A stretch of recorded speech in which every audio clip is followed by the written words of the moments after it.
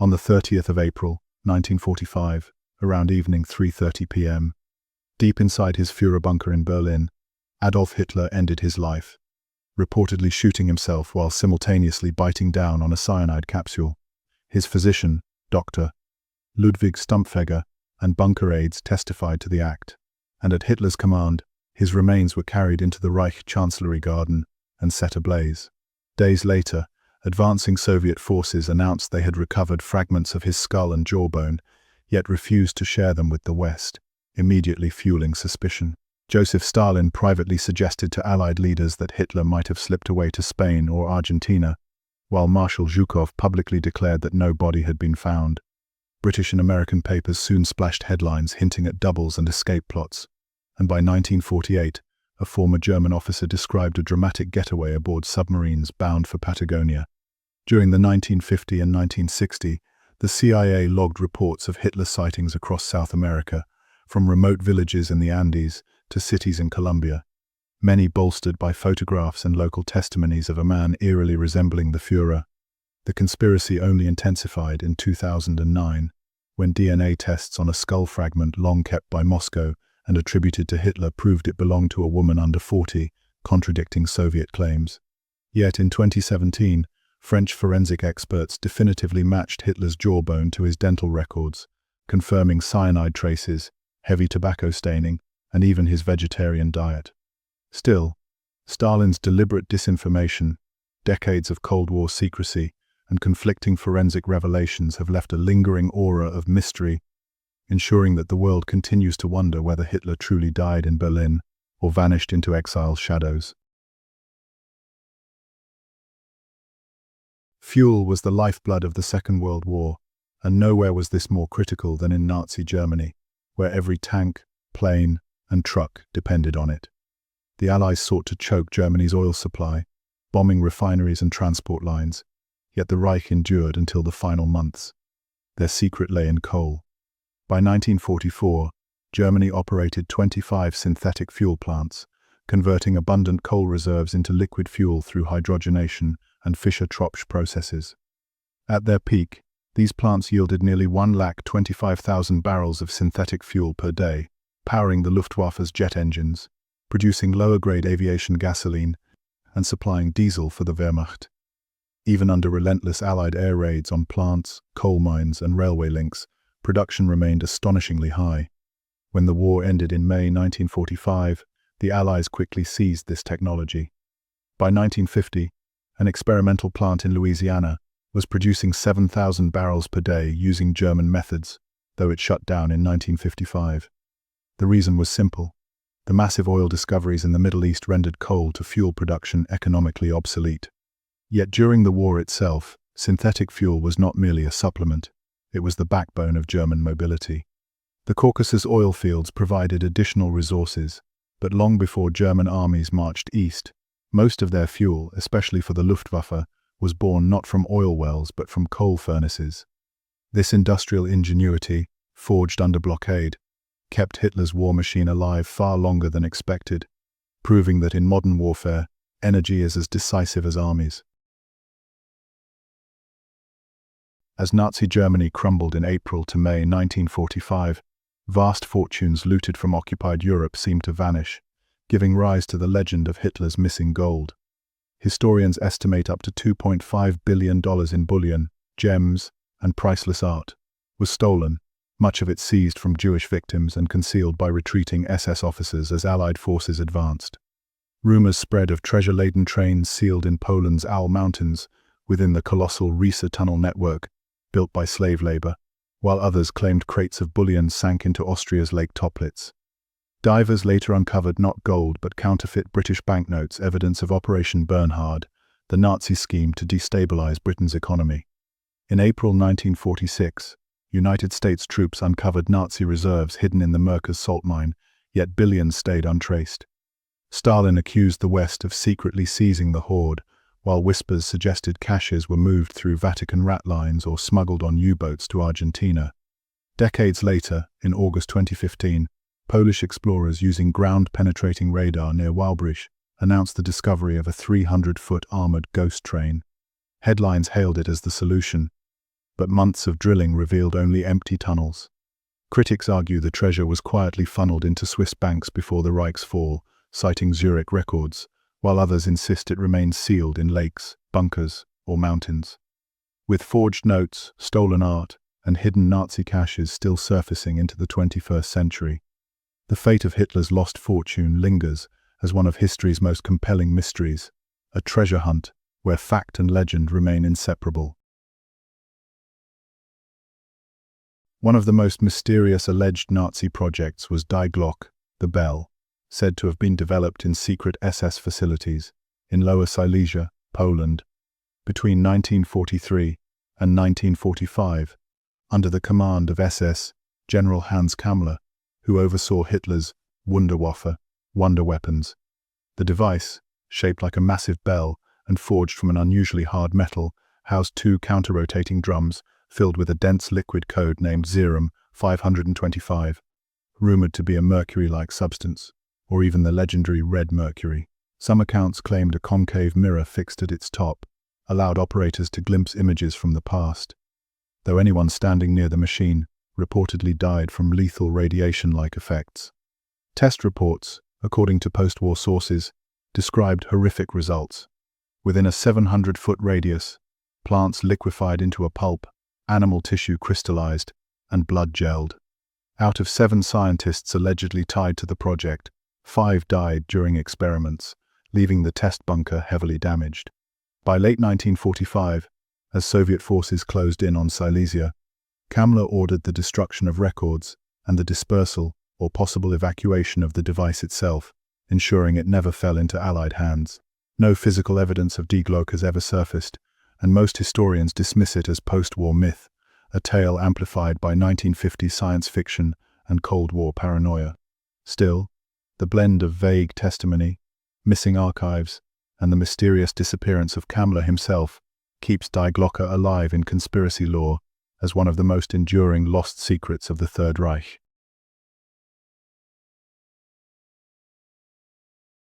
In December 1938, Germany's Schwabenland expedition sailed into the frozen south, planting swastikas across Antarctica's Queen Maud Land and rechristening it Neuschwabenland. Publicly framed as a whaling and mapping mission, it later became the root of one of history's most bizarre conspiracies that the Nazis carved out. Base 211, a secret fortress hidden beneath the ice, complete with submarine tunnels and hangars for experimental aircraft. After May 1945 and Hitler's fall, rumors swirled that SS leaders and scientists had slipped south with advanced technology instead of surrendering to the Allies. The story gained fuel in December 1946, when the United States launched Operation High Jump, commanded by Admiral Richard E. Byrd. With 4,700 men, 13 ships, and aircraft carriers, it was billed as polar training. But when the mission abruptly ended in March 1947, whispers erupted that it had clashed with a Nazi stronghold. Byrd only stoked speculation when he warned of a new enemy, capable of flying from pole to pole at incredible speeds, words conspiracy theorists tied directly to Nazi flying disc experiments. By the 1950s, Soviet intelligence was investigating similar reports, convinced remnants of the Reich had survived underground with advanced weaponry.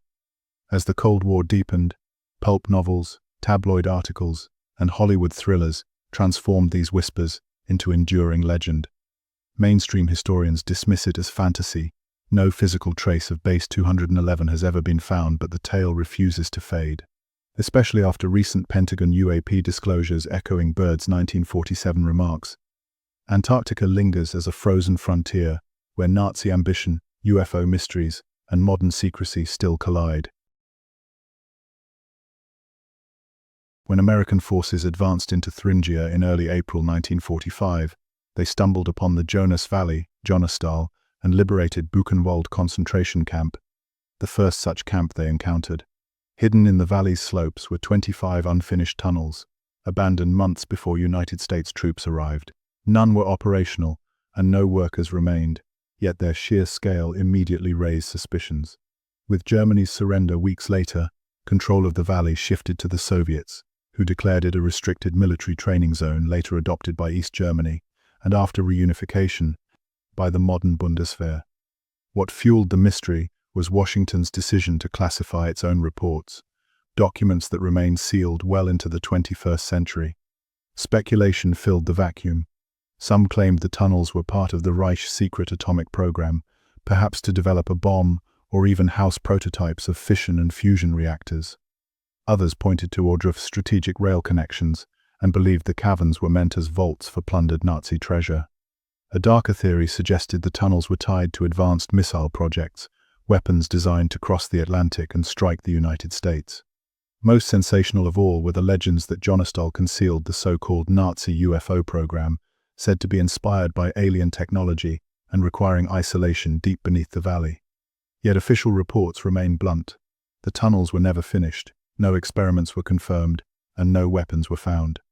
Still, the secrecy, combined with the site's post-war restrictions, has ensured Jonastal remains one of the most enduring mysteries of the Third Reich. In the murky backdrop of World War II, rumors of a German atomic bomb program have haunted history, raising one of the darkest what-ifs of the 20th century. Led by Nobel laureate Werner Heisenberg, the Reich's nuclear effort began in 1939, the very year Germany invaded Poland. From Berlin-Dahlem to Leipzig, labs pursued fission experiments, and by 1944, an experimental reactor was hidden beneath a church in Haigerloch, southwest Germany. The accepted narrative is that the project stalled. Germany lacked enriched uranium and enough heavy water, especially after Norwegian resistance fighters destroyed the Vemork plant in February 1943, crippling production. Yet shadows of a more sinister reality linger. On the 4th of March, 1945, villagers in Thuringia reported a searing flash near Ohrdruf, followed by raging firestorms and victims with horrific burns resembling radiation sickness. Just weeks later, United States troops overran the region on the 4th of April, 1945, uncovering reports of unconventional explosives. Decades afterward, historian Rainer Kalsch ignited fresh controversy with his 2005 book, Hitler's Bomb, suggesting crude nuclear or radiological devices may have been tested. Critics argue no reactor reached critical mass, and Operation ALSO's surveys concluded the program lagged far behind the Manhattan Project. Still, the mystery deepens when, in mid-1945, many top German scientists, including Heisenberg and rocket engineer Wernher von Braun, were absorbed into Operation Paperclip, fueling speculation that the Allies found more than they revealed. No weapon was ever recovered, yet eyewitness accounts, declassified intelligence, and missing wartime records keep alive the unsettling question: did Hitler's Reich edge closer to nuclear terror than the world was told? In the spring of 2017, Argentine officials revealed a chilling discovery in a secret chamber of a house near Buenos Aires. Inside lay more than 75 Nazi artifacts, among them items used to indoctrinate children, SS-marked daggers, medical instruments, and multiple busts and reliefs of Adolf Hitler. But the most astonishing find was a magnifying glass in a leather-bound case. Forensic experts compared it to photographs of Hitler in his Berlin bunker, where he was seen studying maps in April 1945, just hours before his reported death on the 30th of April, 1945, at 3:30 p.m. Their conclusion: the magnifying glass was identical, possibly the very one used by Hitler in his final days. The mystery deepened. How could such a personal object travel from the bunker in Berlin to a hidden room in Argentina over 70 years later? Supporters of the long-standing theory that Hitler escaped to South America seized on it as proof, while others argued any loyal aide fleeing the collapsing Reich could have taken it as a keepsake. Even stranger was why these relics, so valuable to Nazi memorabilia collectors, remained concealed for decades. Argentine police allowed only select photographs to be published in June 2017, while certain pieces, including racial measuring devices once used to determine so-called Aryan purity, were shown to agencies like the Associated Press under strict conditions of no photography. Whether these artifacts signify a direct link between Hitler and Argentina remains unsolved, but their sudden emergence reopens the question: did the Führer's shadow truly reach across the Atlantic? Amid the brutal reality of World War II, some of the most haunting legends grew out of Nazi medical trials, chiefly those conducted by SS physician Josef Mengele at Auschwitz between 1943 and 1945. Branded the Angel of Death, Mengele targeted twins and subjects of genetic interest, injecting dyes, amputating limbs, and performing operations without anesthesia, all in pursuit of proving twisted racial theories. Though his procedures yielded no authentic science, post-war whispers suggested his fixation edged toward cloning or creating enhanced fighters for Hitler's ranks. When Germany surrendered on May 8, 1945, Mengele vanished, eluding the Nuremberg trials. By 1949, he slipped into Argentina, using a false identity, later relocating to Paraguay during the 1950s, and finally to Brazil, where he hid until drowning off the coast of Bertioga in February 1979. His decades-long escape only intensified speculation. If one of history's most notorious doctors could disappear, what else had slipped through Allied hands? By the 1950 and 1960, in the Cold War's shadow, stories of Nazi super-soldier experiments blended with genuine global anxiety over eugenics and genetic warfare. Comic books, pulp thrillers, and even CIA and KGB misinformation stoked the idea that the Reich had secretly pioneered cloning and futuristic biology. Yet, every investigation after 1945 confirmed Mengele's efforts were nothing more than cruel pseudoscience. Still, his monstrous reputation, the classified nature of Nazi research, and his hidden decades abroad left room for chilling what-ifs that continue to echo in culture today. Subscribe for more untold history, and let us know which mystery still fascinates you most.